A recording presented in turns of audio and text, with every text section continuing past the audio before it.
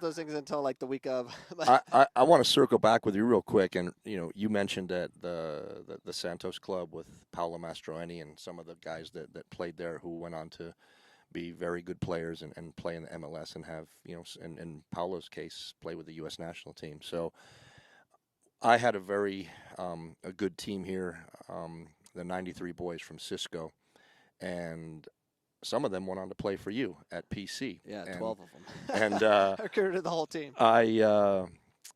we were very, very good. We'd won about 4 tournaments in a row, and the guys were, a little bit overconfident, and they were saying, how good they were, and we were only practicing 2 times a week, and they thought that was actually in excess. They sometimes said, we shouldn't be practicing this much, and I said, guys, you just don't understand what it takes to be at another level. You're talking about playing at Division One, playing in the MLS, maybe going to Europe, and you don't really have perspective. And I understand that you don't have perspective, so let's find some perspective.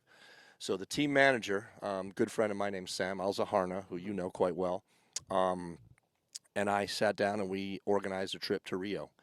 And we went to Brazil, and the first game we played was a futsal game. And futsal is 5 versus 5, 4 on the field and a goalkeeper. And we played against a very prestigious Brazilian club, Fluminense, and it was their futsal team. And the way they do it is that the players that don't make the outdoor team play on their futsal team.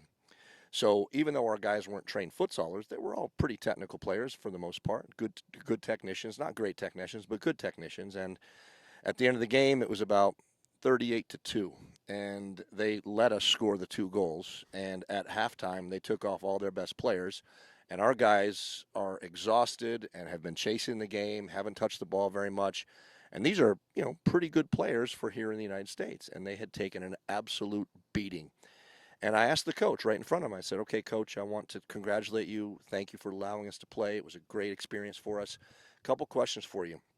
Number one, how many days a week do your guys train? And the coach, through his interpreter, said, we train 5 days a week. We have our game on Saturday, and then we have a rest on Sunday. And what they do is they come in, and they get here at 9, and they put their kit on. They train for 2.5 hours. They go to lunch together. Then they go back on different buses. Some of them walk, and they get to their neighborhoods. They go to finish their day at school for about 4 or 5 hours. And after that, they play more in the street. And after that, I said, which one of these players here that just beat us badly plays on your outdoor team, the team that is actually your best team? And he points at their big, strong, technical wizard that had scored probably 11 or 12 goals on us, and he'd only played for a half. He didn't play at all in the second half. And I said, explain to our guys where he's at. And the coach said, this is player number 18 out of 18 on our outdoor team. That means he's the weakest player of the guys that play on our outdoor team. And our guys couldn't believe the level. So from a lesson standpoint and a perspective standpoint, when we came back, they committed to training 3 and 4 times a week because of what they had actually seen, and they knew that they had miles and miles and miles to go before they could be even considered even a good player in Brazil. I had a similar thing happen to me. I played for the Cisco Asylum, and we were the state champions, and we were going to the Dallas Cup, but we're in the super group. And we drew Taiwichi, who won the tournament 3 years in a row. Right, from Bolivia. Yeah. And there wasn't one player, not one player in the field that was taller than our shortest player. Right. They were tiny. And I didn't touch the ball once. Once. I played the entire match. I didn't touch the ball once. I kicked some Taiwichis, Taiwichans or however you call them, but or Bolivians. But I was so frustrated I couldn't get the ball.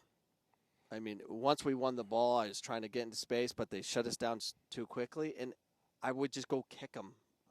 I had to kick something.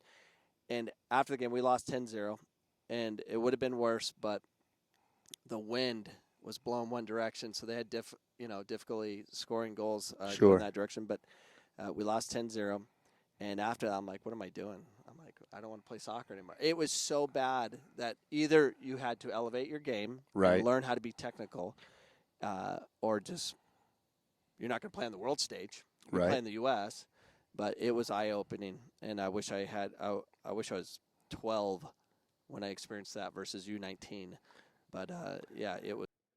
If you enjoyed that clip, you can enjoy all the clips at youtube.com/Coach Cameron Soccer to get all my content. Make sure you subscribe, hit the notification bell so you know what's going on and when we appear online, which is typically every Sunday, 7 p.m. Mountain Standard Time. Hope to see you this Sunday for our next live show.